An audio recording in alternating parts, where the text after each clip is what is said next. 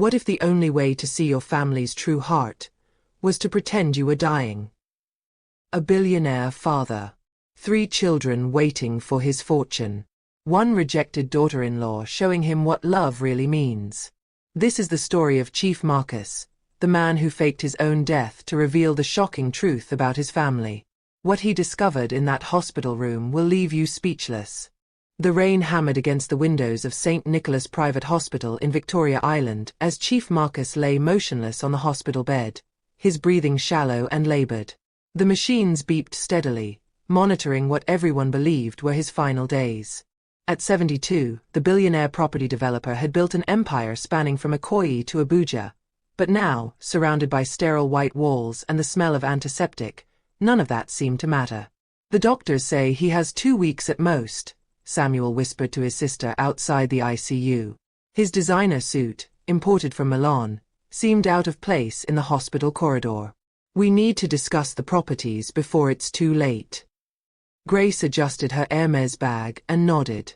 Papa has 17 properties in Lagos alone, not to mention the ones in Abuja and Port Harcourt. We should get the lawyers involved now. Inside the room, Chief Marcus's eyes flickered beneath closed lids. He could hear every word, feel every greedy thought that hung in the air like the humidity before a storm. This was exactly what he'd suspected, exactly why he'd orchestrated this elaborate scheme with his trusted doctor, Dr. Williams. The cancer diagnosis was fake, the medications were placebos, and the weakness he displayed was nothing more than theater. But there was one person who didn't know the truth. One person whose presence surprised him every single night. Rachel, his youngest son David's wife, entered the room quietly at 11 p.m., just as she had done for the past 14 days. She carried a small bag containing a fresh towel, a bowl of water, and a worn Bible. Her clothes were simple, her shoes were old, and her face bore the exhaustion of someone who worked 2 jobs to make ends meet. "Good evening, Papa," she whispered, even though she believed he couldn't hear her. She pulled a chair close to his bed and began her nightly ritual, gently wiping his forehead with a damp cloth. Chief Marcus remembered the day David had brought her home 5 years ago. She was a secondary school teacher from Mushin, with no family connections and no wealth. He had rejected her immediately, refused to attend their wedding, and made it clear she would never receive a kobo from him. David, heartbroken by his father's disapproval, had been killed in a car accident 3 years ago, leaving Rachel a widow at 28. "Papa, I don't know if you can hear me," Rachel continued, her voice trembling slightly. "But I want you to know that I forgave you a long time ago. David loved you so much. He always said you were just protecting your family in your own way." A tear rolled down Chief Marcus's cheek, but he kept his eyes closed. This woman, whom he had rejected and scorned, was the only one who came every night without discussing properties or bank accounts. She came with compassion, with forgiveness, with something his blood children had forgotten how to offer: genuine love. Samuel and Grace returned to the room, their conversation ending abruptly when they saw Rachel. "You're here again," Grace said, her tone cold. "You know, Rachel, Papa never accepted you. You're wasting your time." Rachel stood up, gathering her things. "I'm not here for acceptance, Sister Grace. I'm here because it's the right thing to do." "The right thing?" Samuel scoffed. "Or are you hoping he'll remember you in his will?" Rachel's eyes filled with tears, but she said nothing. She simply nodded respectfully and left the room, passing by Daniel, their younger brother, who had just arrived from the airport. Daniel was different from his siblings. At 35, he had walked away from the family business 10 years ago to become a pastor in a small church in Ikeja. Chief Marcus had disowned him for that decision, calling him a fool for choosing poverty over prosperity. "Samuel." "Grace," Daniel greeted them coldly. "I see nothing has changed. Still counting money that isn't yours yet." "At least we didn't abandon the family," Grace shot back. "Where have you been for 10 years, Daniel?" "Praying away your responsibilities. I've been serving God and helping people who actually need it, not scheming over properties." Chief Marcus listened to his children argue, each accusation confirming what he'd feared. He had built a financial empire but failed to build a family. He had given them everything except what they needed most: values, compassion, and integrity. As midnight approached and his children finally left, each returning to their luxurious homes, Rachel appeared once more. She must have been waiting outside. "Papa," she whispered, kneeling beside his bed. "I know I'm not your real daughter, and I know you never wanted me in this family. But David was my world, and you were his father. That makes you precious to me." She opened her Bible and began to read Psalm 23 in Yoruba, her voice soft and soothing. Chief Marcus felt something break inside him, a wall he'd built over decades of business deals and betrayals. This woman, this rejected daughter-in-law, was showing him what real wealth looked like. Tomorrow, he decided, he would continue his act a little longer. He needed to see more, to understand fully who his children had become and who this remarkable woman truly was. The test wasn't over yet. The truth would soon be revealed, but not before every heart in his family was fully exposed. The morning sun filtered through the hospital blinds as Dr. Williams entered Chief Marcus's room for their secret briefing. He checked the monitors professionally while speaking in low tones. "Chief, your children have already contacted 3 different law firms," Dr. Williams said, adjusting an A4 that contained nothing but saline. "Samuel hired one yesterday. Grace hired another this morning. They don't even know they're competing against each other." Chief Marcus's lips twitched in what would have been a bitter smile if he wasn't maintaining his dying act. "And Daniel. Pastor Daniel hasn't contacted any lawyers. He's been at the hospital chapel every morning, praying. But Chief, there's something else." Dr. Williams hesitated. Rachel collapsed yesterday at her second job. Exhaustion. Her co-workers brought her to our emergency room, and when they checked her wallet, they found 14 unpaid medical bills for various treatments. She's been sick for months but spending all her money on transport to come here every night. The machine beside Chief Marcus beeped faster, his actual heart rate rising with genuine emotion. "She's ill. Nothing life-threatening, but she needs rest and medication she can't afford. The irony, Chief, is that she's killing herself to care for a dying man who has millions in the bank." After Dr. Williams left, Chief Marcus lay in contemplation. His test was revealing more than he'd bargained for. Samuel arrived first that afternoon, accompanied by a tall man in an expensive agbada carrying a leather briefcase. "Papa, this is Barrister Okonkwo," Samuel announced, even though he believed his father couldn't hear. "We're just taking precautionary measures to protect your assets. You understand." Barrister Okonkwo pulled out documents and began reading aloud, presumably for legal purposes. "The properties at Ikoyi, the shopping plaza at Lekki, the hotel in Abuja, the—" "Is that really necessary right now?" Daniel's voice cut through from the doorway. He'd entered silently, still wearing his simple pastor's collar. "Our father is dying, and you're reading property lists?" "Someone has to be practical, Daniel," Samuel retorted. "Not all of us can survive on faith and offering bowls. Some of us have actual responsibilities." "Responsibilities? Is that what you call greed now?" Grace arrived moments later, and her face fell when she saw Samuel's lawyer. "What's this? Samuel, are you trying to cut us out?" "I'm protecting Papa's interests." "Papa's interests or your interests?" Grace pulled out her phone. "My lawyer will hear about this." Daniel shook his head in disgust. "This is exactly why I left. You people have turned our family into a business transaction. Papa isn't even dead yet, and you're already at war." "Easy for you to say," Samuel snapped. "You walked away from everything. You don't get to judge us now." "I walked away from this," Daniel gestured at the scene. "From the backstabbing, the greed, the pretense. I chose a different kind of wealth." "Poverty, you mean," Grace muttered. The argument escalated until a nurse had to ask them to leave. As they filed out, still bickering, none of them noticed the single tear rolling down Chief Marcus's cheek. That evening, Rachel arrived at her usual time, moving slower than normal. She looked pale, and her hands shook slightly as she prepared to wipe Chief Marcus's face. She had no idea that Dr. Williams had informed him of her collapse. "Papa, I'm sorry I missed last night," she said softly. "I wasn't feeling well. But I'm here now." She began to hum a Yoruba hymn, the same one her late husband David used to sing. Chief Marcus remembered hearing David sing it while working on construction sites during university holidays, remembered how proud his son had been to work with his hands.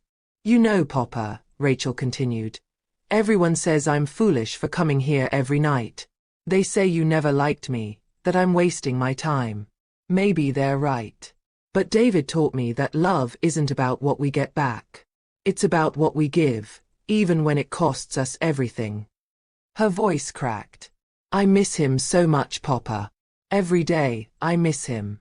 And I know you must miss him too, even if you never showed it. So I come here not just for you, but for David. Because he would want someone to be here for his father." Chief Marcus wanted to open his eyes, to speak, to tell her that she had passed every test his blood children had failed. But he remained still. There was more to learn, more to see. Rachel pulled out a small envelope from her bag. "Papa, I've been saving money. It's not much, only 50,000 naira. But I want to pay for your medication. The nurses told me the bills are adding up, and I know Samuel and Grace are fighting over properties, but someone should think about your immediate needs." She placed the envelope on the bedside table. Chief Marcus's heart shattered. This woman, who couldn't afford her own medication, who worked 2 jobs and collapsed from exhaustion, was trying to pay for the medical care of a billionaire who had rejected her. At that moment, Grace burst into the room, her face flushed with anger. "Rachel, what are you doing here again?" "I'm just what? Trying to manipulate Papa in his final days." Grace spotted the envelope. "What's this? Are you leaving money here? How pathetic. Trying to buy your way into the will with 50,000 naira? My shoes cost more than that." "It's not about the will," Rachel said quietly. "It's about caring for him. Save your fake compassion. We all know you're here because you want something. You married David for money, and when that didn't work out, you're trying to get to Papa directly." "That's not true." "Then why are you really here, Rachel? Tell the truth." Rachel stood up, tears streaming down her face. "I'm here because someone should be. I'm here because your father is a human being, not just a property portfolio. I'm here because David loved him, and David loved me, and love doesn't die just because people do." Grace laughed bitterly. "Love? In this family? You really are naive." After Grace left, Rachel collapsed into her chair, sobbing quietly. Chief Marcus wanted to reach out, to comfort her, but he remained frozen in his performance. Tomorrow, he decided. Tomorrow he would end this test and reveal the truth. But fate had other plans. As Rachel finally composed herself and prepared to leave, Samuel entered with a new lawyer and a stack of documents. Daniel arrived moments later, followed by Grace and her legal team. The room became a battlefield of accusations, legal jargon, and family secrets that should never have been spoken aloud. Through it all, Rachel stood in the corner, invisible to everyone but Chief Marcus. And in that moment, he knew exactly what he would do when the time came to reveal the truth. Some inheritances couldn't be written in wills. Some wealth couldn't be counted in bank accounts. And some children weren't born into a family but chosen by the heart. Chief Marcus made his decision at 3 a.m. on the 15th night of his elaborate scheme. Rachel had just left after another vigil, her Bible clutched to her chest, her prayers still echoing in the quiet room. He pressed the emergency call button, summoning Dr. Williams. "It's time," Chief Marcus said, sitting up fully for the first time in 2 weeks. His voice was strong, clear, completely unlike the dying whisper his children had heard. "Call a family meeting tomorrow at 2 p.m. Tell them I'm about to pass and want to make a final statement. Make sure everyone is here, including Rachel." Dr. Williams nodded, understanding the weight of what was about to unfold. "Chief, are you certain? Once you do this, there's no going back." I've never been more certain of anything in my life. The next afternoon, the private hospital room was crowded. Samuel stood near the window, his lawyer beside him with documents ready. Grace positioned herself at the foot of the bed, her legal advisor whispering in her ear. Daniel leaned against the far wall, his Bible tucked under his arm, his face a mixture of sadness and resignation. Rachel was the last to arrive, confused about why she'd been summoned. She stood awkwardly near the door, clearly feeling out of place among the chief's biological children and their high-powered legal teams. "We're all here, Papa," Samuel said loudly, assuming his father couldn't hear him. He turned to Dr. Williams. "What's his final statement? Did he tell you his wishes?" Dr. Williams cleared his throat. "Actually, Chief Marcus will deliver the statement himself." The room fell silent. "What do you mean, himself?" Grace asked. "He can't speak. He's barely conscious." "That," Dr. Williams said with a slight smile, "is where you're wrong." Chief Marcus's eyes snapped open. He sat up slowly, deliberately, his gaze sweeping across the room with the same intimidating intensity that had built his empire. The machines continued their steady beeping, but now they monitored a man fully alive, fully aware, fully in control. Grace gasped. Samuel's mouth fell open. Daniel's eyes widened in shock. Rachel's hand flew to her mouth. "Papa," Samuel whispered. You're not dying."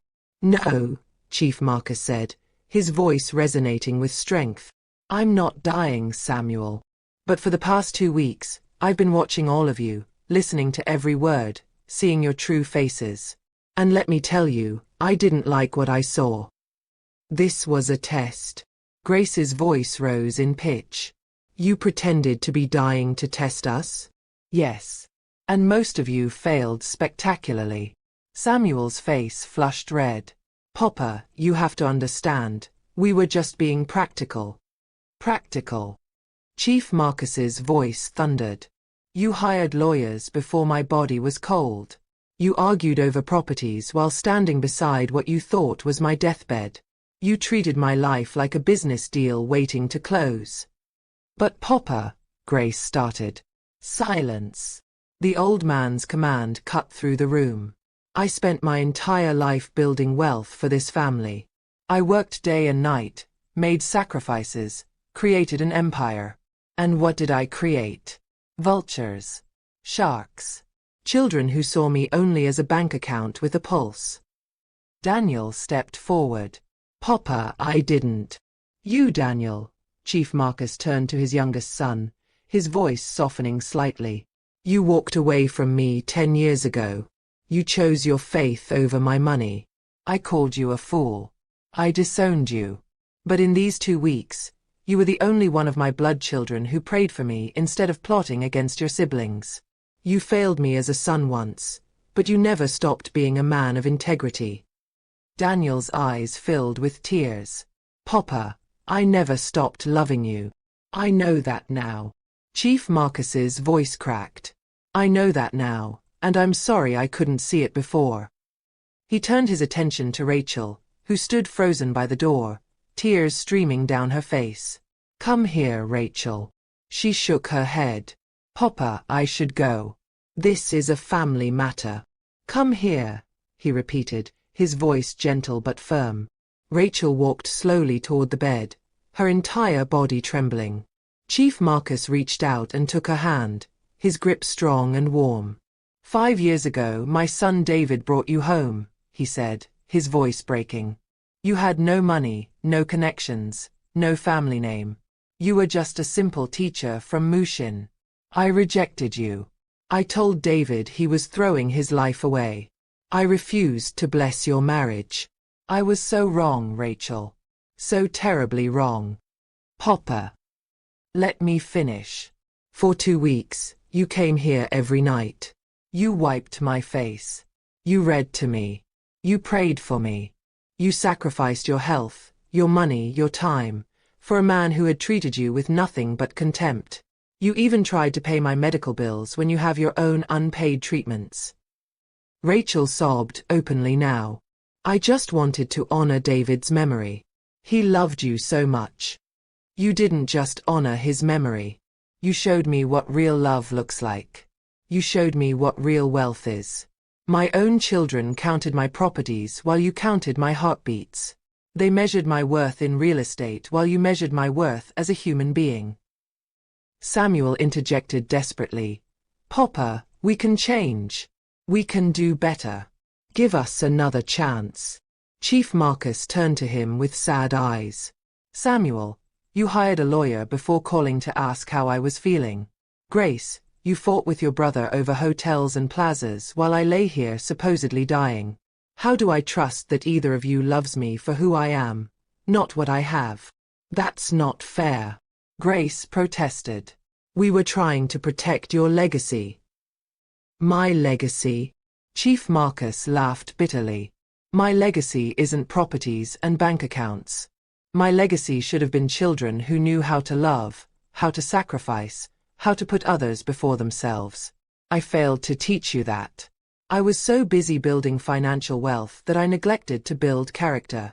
That failure is mine, but the consequences are yours.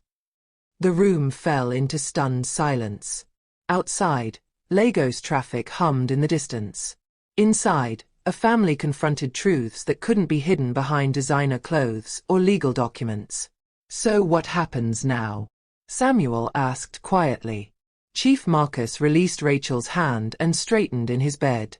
Now, you all learn what it means to prove love instead of inherit it. I'm not dead, which means my story isn't over. But the story of how you related to me as a dying man. That story is complete, and it's been very revealing. He looked at each of his children in turn. I'm giving you all a chance to start over. But understand this. From this moment forward, nothing will be given freely. Everything will be earned. Love will be proven through actions, not claimed through words. And the person who has shown me the most love, the person who passed this test with flying colors, isn't even my blood. He turned back to Rachel. You, my dear girl, have taught this old man that family isn't just about blood. It's about choice, about commitment, about showing up when there's nothing to gain and everything to lose. Rachel wiped her tears. Papa, I don't want anything from you. I just wanted. I know what you wanted. You wanted to do right by David's memory and be kind to a lonely old man. That's worth more than all my properties combined. The hospital room remained frozen in shocked silence for what felt like an eternity. Samuel was the first to move, sinking into a chair with his head in his hands. Grace stood rigid, her face pale, her expensive jewelry suddenly looking like costume pieces. Daniel remained against the wall, processing what he'd witnessed. Rachel looked between all of them, unsure whether to stay or leave. Papa, Samuel finally spoke, his voice hollow. I don't know what to say. The truth would be a good start, Chief Marcus replied. Samuel looked up, and for the first time in years, his father saw genuine emotion in his eyes instead of calculated ambition. You're right. Everything you said is true. When we heard you were dying, my first thought wasn't about losing you. It was about the properties, the money, the business empire. I justified it by telling myself I was being responsible, but I was really just being greedy. And you, Grace? Chief Marcus turned to his daughter. Grace's carefully constructed facade crumbled. I was the same, Papa. Maybe worse. I actually felt relieved when I heard you were dying because it meant I would finally get access to the wealth without having to ask permission. What kind of daughter thinks like that? A daughter I raised to value money over people, Chief Marcus said quietly. That's my failure, not yours. No, Papa. Daniel stepped forward. We're adults. We made our own choices. You gave us wealth, but we chose to let it corrupt us. I walked away because I saw it happening to me too. I felt myself becoming obsessed with the business, losing sight of what mattered. That's why I left. Chief Marcus nodded slowly. I was angry when you left, Daniel. I thought you were ungrateful, foolish. But you were actually the wisest of all my children. You recognized the poison before it fully infected you. I still lost 10 years with you, Papa. 10 years of stubbornness on both our sides. 10 years we can't get back, Chief Marcus agreed. But we have now. The question is, what do we do with it? Rachel cleared her throat hesitantly. Papa, if I may. I think I should leave. This is a family discussion, and I'm not really.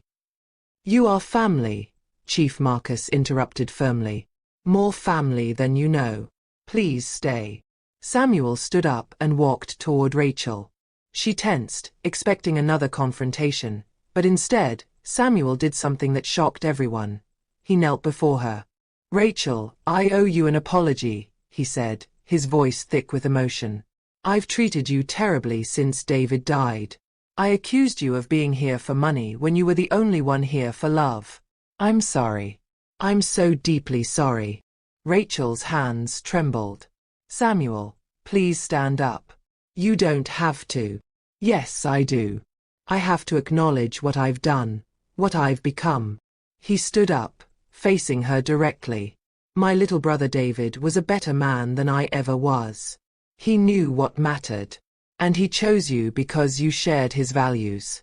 I should have welcomed you, but instead, I joined Papa in rejecting you. That was wrong. Grace approached next, her designer handbag forgotten on a chair. Rachel, I've been horrible to you. The things I said, the accusations I made, they were projections of my own guilt. You showed me what I should have been, and I hated you for it. Can you forgive me? Rachel looked overwhelmed. I don't know what to say. Say you'll give us a chance, Grace pleaded. Not for Papa's money, not for inheritance, but for the chance to be the family David believed we could be. Chief Marcus watched this unfold with a mixture of hope and caution. Words were easy. Actions would tell the truth. This is a good start, he said carefully. But forgiveness is Rachel's to give, not mine to demand on her behalf. Rachel looked at the faces surrounding her, Samuel with his newfound humility, Grace with her broken pride, Daniel with his steady compassion, and Chief Marcus with his weathered wisdom. These were David's family, the people he had loved despite their flaws. David used to say that everyone deserves grace, Rachel said softly. He believed people could change if given the chance. I want to believe that too. But I've been hurt by this family. I've been rejected and insulted and treated like an outsider. Words are easy, but I need to see change. That's fair, Samuel agreed. More than fair. We don't deserve your forgiveness right now. We need to earn it. Chief Marcus smiled, the first genuine smile in weeks. This is what I wanted to see. Not perfect people, but honest people. Not unchanged people, but people willing to change. Dr. Williams knocked and entered with a knowing look. Chief, I have your discharge papers ready. You're free to go home whenever you'd like. Home, Chief Marcus mused. That word has new meaning now. But before we leave this hospital, there's something I need to make clear to all of you. He reached into the bedside drawer and pulled out a sealed envelope. This contains my actual will, the real one, not the ones your lawyers have been speculating about. I'm going to tell you what's in it, and then I'm going to tell you why. The room tensed again. Samuel and Grace exchanged glances. Daniel closed his eyes as if praying. Rachel tried to step back toward the door, but Chief Marcus gestured for her to stay. The bulk of my estate will be divided into 4 equal parts, he began. 25% will go to establishing a foundation in David's name. This foundation will provide scholarships for young people from humble backgrounds who want to become teachers. Rachel will oversee this foundation, with a generous salary for her work. Rachel gasped. Papa, I can't. You can and you will. David would want this, and so do I. He continued, 25% will go to Daniel's church and ministry, with one condition. Daniel must work with his siblings to ensure the money is used properly. No more isolation. You need each other. Daniel nodded, tears in his eyes. The remaining 50% will be divided between Samuel and Grace, but it comes with conditions. You will both work for the foundation for 1 year without salary. You will learn what it means to serve others without immediate profit. You will understand what your brother David understood, what Rachel lives every day, and what Daniel discovered 10 years ago, that wealth without purpose is just paper and stone. Samuel's face showed conflict, but he nodded. I'll do it, Papa. Whatever it takes. So will I, Grace added quickly. And after that year? Samuel asked. After that year, if you've proven you've changed, if you've shown me that you understand what real wealth is, then you'll receive your inheritance with my blessing. But if you haven't changed, if you're just performing for a year to get money, then your portion will go to charity. This isn't a negotiation. These are my terms. They're fair terms, Daniel said quietly. More than fair. Chief Marcus looked at Rachel, who was crying silently. My dear girl, I can never make up for how I treated you and David. But I can honor his memory by helping you do the work he loved, teaching and serving others. Will you accept this? Rachel wiped her tears and took a shaky breath. On one condition, Papa. That you let me keep coming to visit you. Not because of the foundation, not because of money, but because I've come to care about you. These 2 weeks, even though I thought you were dying, even though it was hard, I felt close to David's memory. I felt like I was doing something that mattered. Can I keep doing that? Chief Marcus's eyes filled with tears for the first time. You call me Papa? You're the only father I have now. If you'll have me as a daughter. The old man opened his arms, and Rachel fell into them, both of them sobbing. Samuel and Grace joined the embrace, followed by Daniel.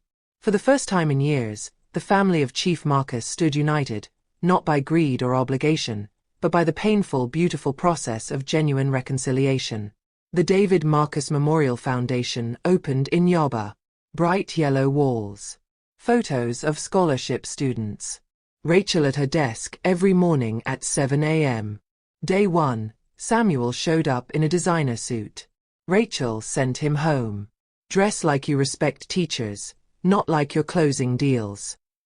He returned in simple clothes, uncomfortable but willing. Grace did the same.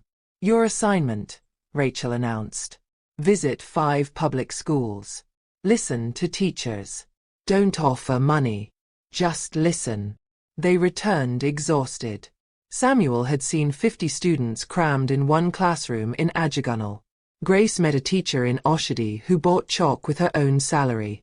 I had no idea, Samuel whispered.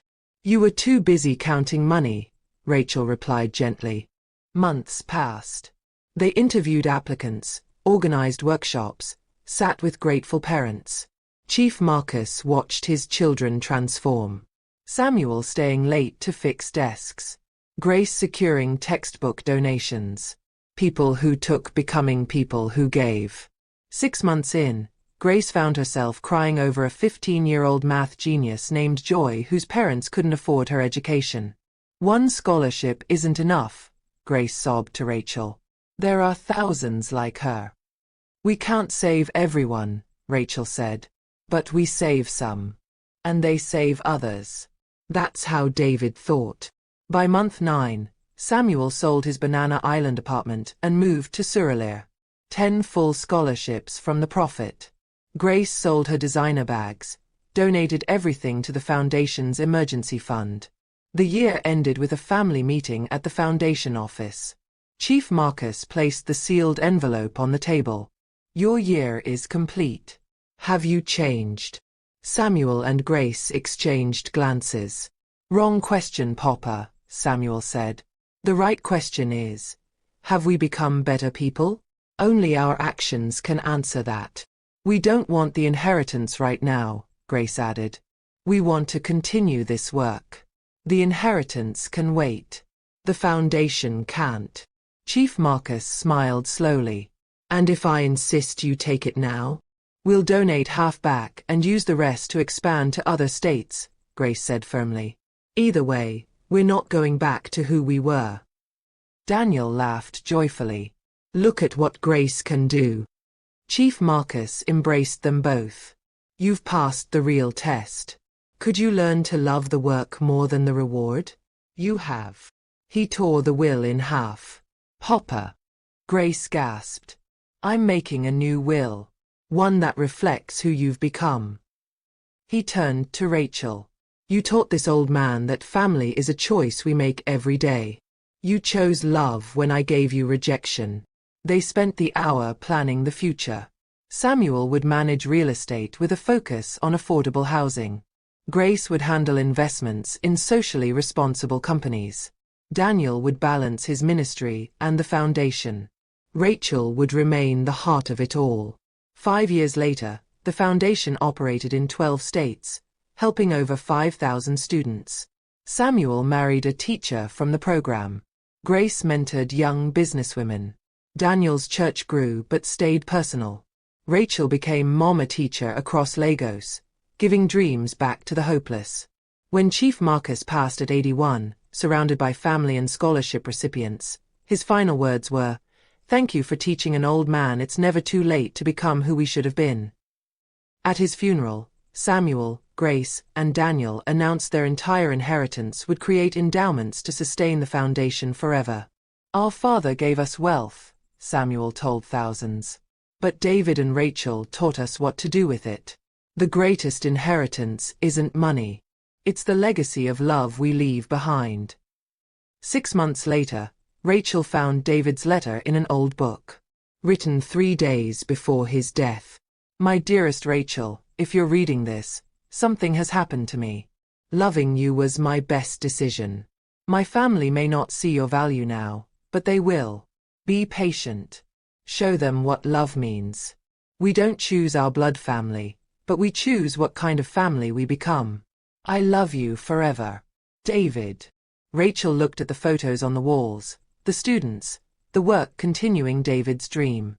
We did it, my love, she whispered. We showed them. They learned. The hospital bed of truth revealed who they were. The year of service showed who they could become. Love cannot be inherited.